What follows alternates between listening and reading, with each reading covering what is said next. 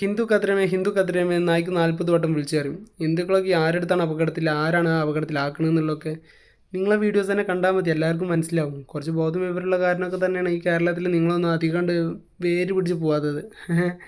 പിന്നെ കുറേ ആൾക്കാർ വെളുപ്പിക്കാനൊക്കെ നോക്കുന്നുണ്ട്, പക്ഷെ പറഞ്ഞിട്ട് എന്താ കാര്യം? സംഖ്യകളല്ലേ ആ ചാണകം നിന്ന് ഗോമൂത്രം കുടിച്ച് ഇവരല്ലേ കാണുള്ളൂ, അതന്നെയല്ലേ ഇവിടെ വന്നിട്ട് വിളമ്പും ചെയ്യുള്ളൂ. അതൊക്കെ ഇങ്ങനെ ഓരോ ഇടയ്ക്കിടയ്ക്കായിട്ട് ഇങ്ങനെ പൊട്ടി മുളക്കും, അതിൻ്റെ ഒരു ഭാഗമാണിത്. പറഞ്ഞിട്ട് കാര്യമില്ല. നിങ്ങളെ കേന്ദ്രത്തിൽ ഭരിക്കുന്ന ആൾക്കാർക്ക് എന്താ ഇതൊന്നും അറിയാഞ്ഞിട്ടാ? ഇങ്ങനെയൊക്കെ ചെയ്യുകയാണെന്നുണ്ടെങ്കിൽ ആൾക്കാർ പോകുമെന്നുള്ളത് അറിയാഞ്ഞിട്ടാ? ചെയ്തു നോക്ക്, അതുകൊണ്ട് അറിയാം എന്തൊക്കെ അറിയാം ഇന്ത്യൻ്റെ അവസ്ഥ എന്നുള്ളത്. ആളിയാണ്ട് കത്തും. പറഞ്ഞിട്ട് കാര്യമൊന്നുമില്ല, അതിനുള്ള ബോധം വിവരമില്ലേ ഉള്ളൂ. ഈ ഷൂ നോക്കിയിട്ടും അതുപോലെ മാപ്പ അപേക്ഷിച്ചിട്ടൊക്കെ വന്ന ആൾക്കാർക്കൊക്കെ അതേ അറിയുള്ളൂ.